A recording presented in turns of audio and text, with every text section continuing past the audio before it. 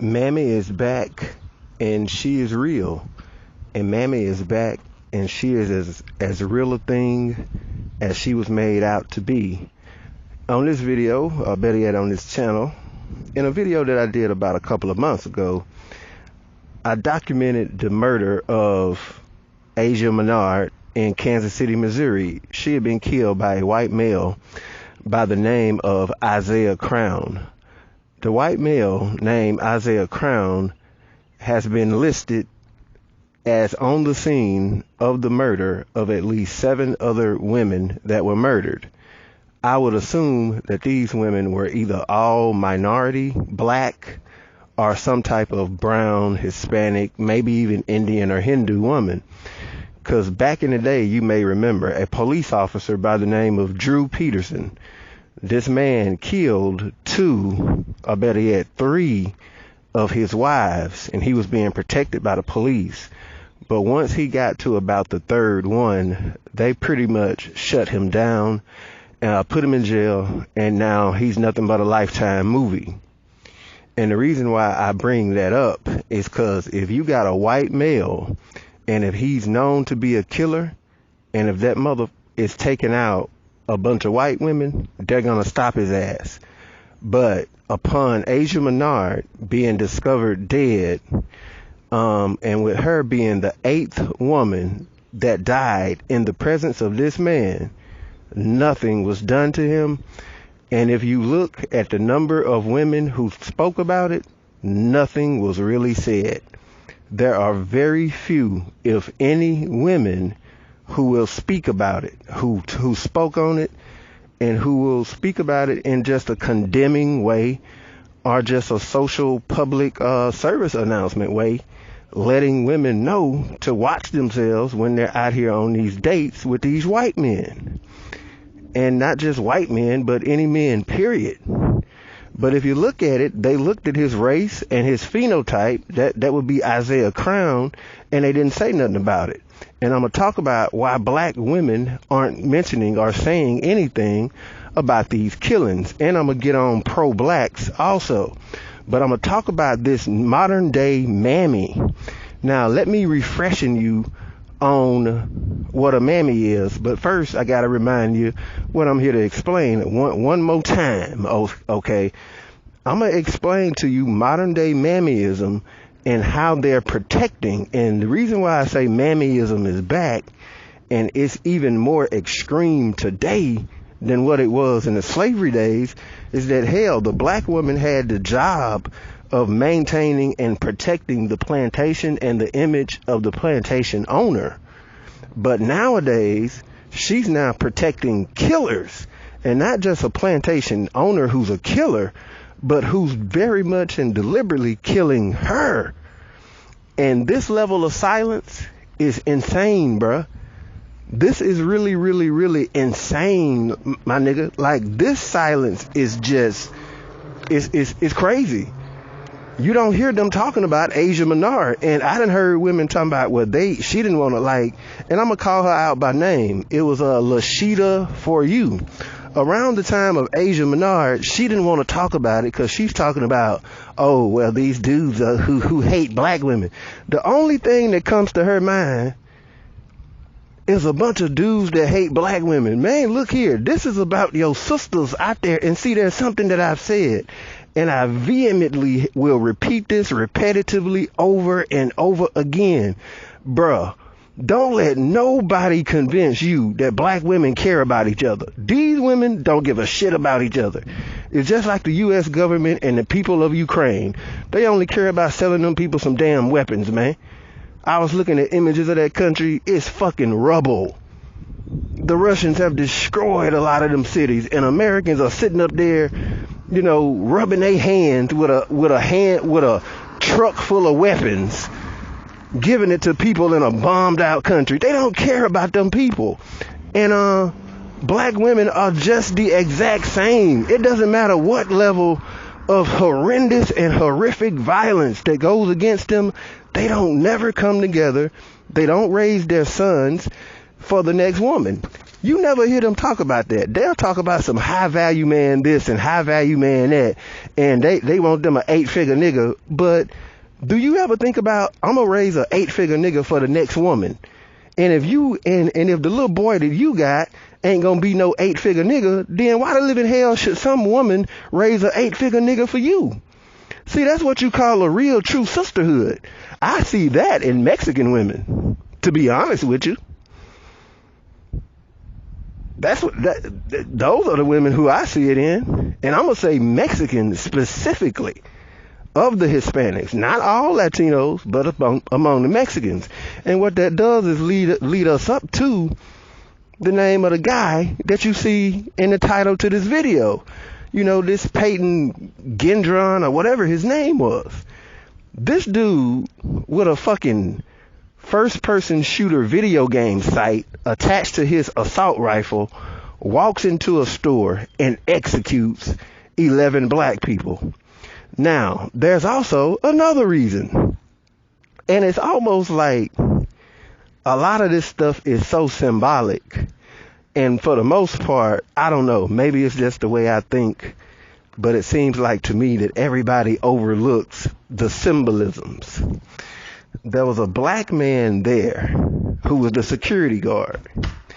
He was a retired military personnel. He was retired out of the Army, or Marines, one of them.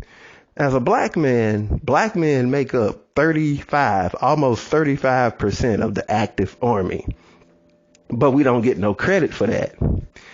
The black man who was a security guard shot the dude 3 times, but he had on a level 3 bulletproof vest. So the black man in this situation who didn't get any credit lost his life literally attempting to protect black women, but the punk ass white man had on a vest. And it almost seems like that vest is so symbolic of the shit in society that makes the white man Teflon no matter what the black man tries to do. But nobody's going to give that credit, and I don't hear anybody whatsoever. And see, that's another reason why they've been silent about this whole thing. It's going to require somewhere along the line giving a black man credit for the main thing that they say he doesn't do.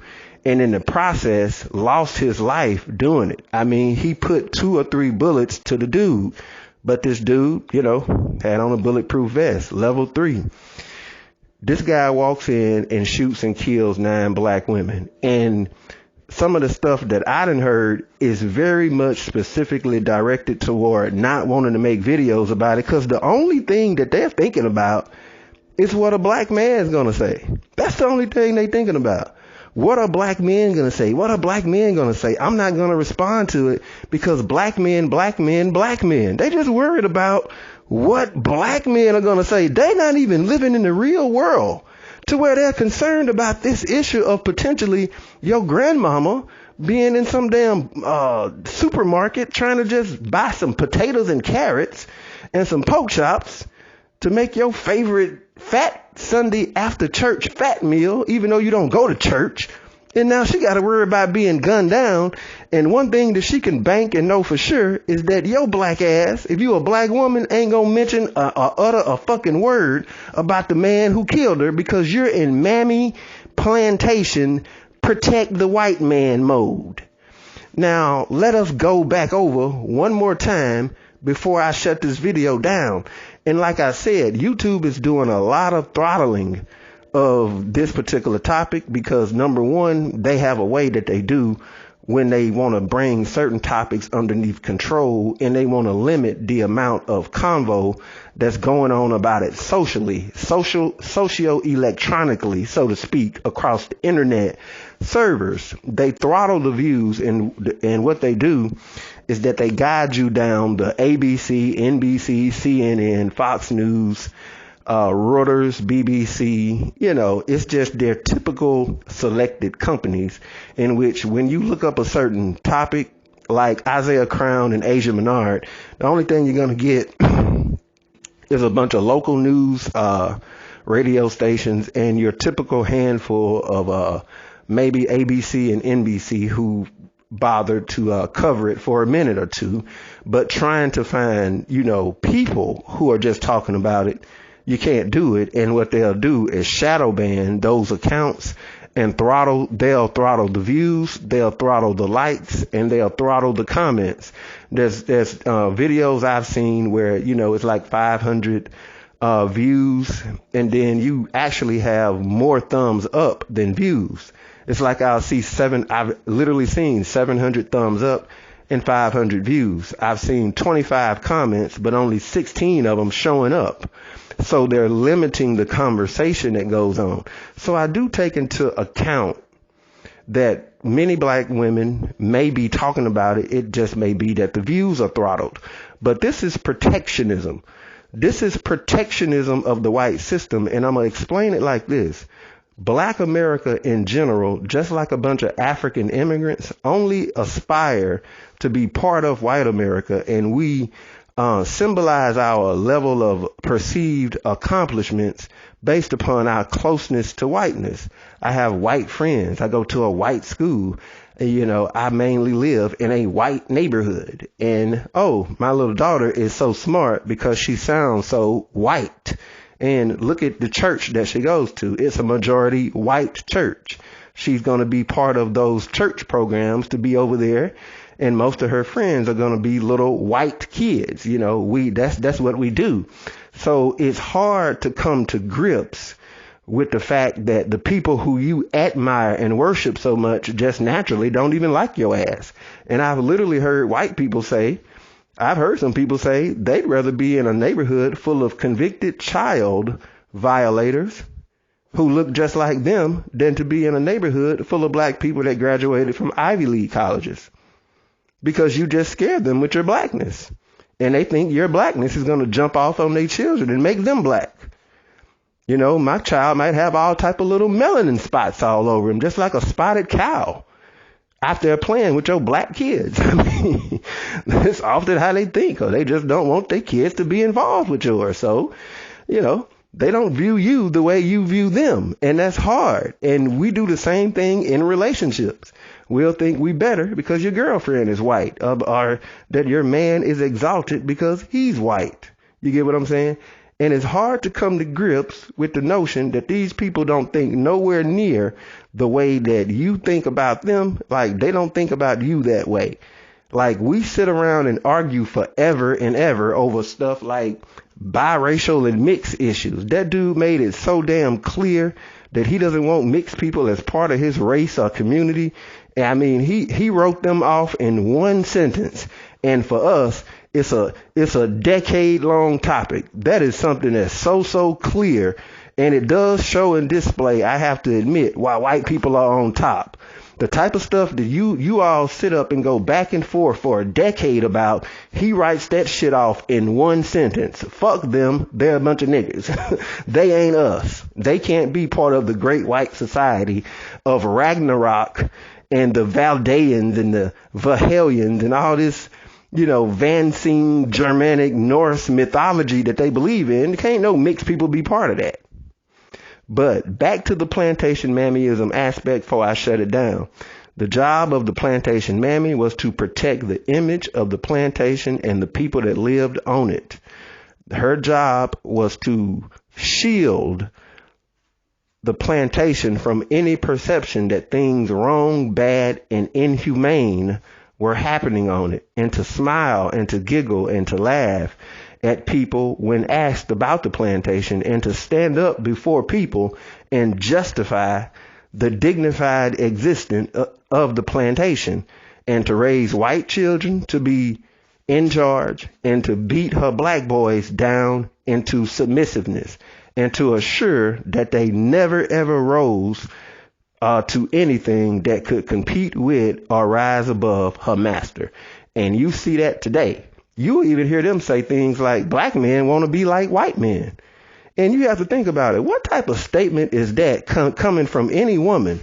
If you perceive the white man as in charge, on top, and doing the goddamn thing and running the world, why shouldn't your man attempt to at least try to get equal with him?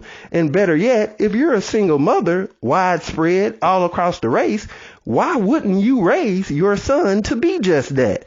That is a very revealing, blatant, open, dead, in your face Mammy statement. She might as well jump up and say, he is the white man, he is all powerful, and he is God. You will not be like him, and neither will I never make you. I'll be damned if I make you like him, so that you can strut around here in your polygamous relationships and reduce me down to some little mammy having all type of babies. That's her mindset. That's her mindset, and that's what they've been screaming since the beginning of the Bill Cosby era, the Bill Cosby trial. Pick me, mammies, and all this. And they are militantly, even the pro-blacks. The pro-black women can't even hardly talk about it without diverting, number one, throwing all type of shit at black men, or either talking about, just dumb things as it relates to the topic, when the only topic is white parents are teaching white kids to hate black ones, and white parents are sitting up there protesting things like critical race theory. I don't push critical race theory. I think it's a boogeyman, but it's very revealing about a society to want to crush out any notion that you all are evil and taking any form of accountability through history, and then turn around and say, well, I can teach my kid to go shoot up a bunch of people that are replacing us. Man. Anyway, I'm going to go ahead and shut this video down. I made it way longer than what I wanted to. I'm going to go ahead and leave this topic alone, but you're going to see more mammyism in the future. And one thing that I tell you is this. Kevin Samuels died, man, and these women done made 100 times more videos about dead Kevin Samuels than what they have about a man who went into a store and shot up, didn't care if the people in there was anybody's grandmama, sister, cousin, a healthcare aid worker, or whatever the hell some black woman may mean to you. And you got people who got more heat for Kevin Samuels, who didn't do nothing but say a bunch of stuff. And if a story breaks that a black man, let's say a black athlete, he ain't even got to kill his wife.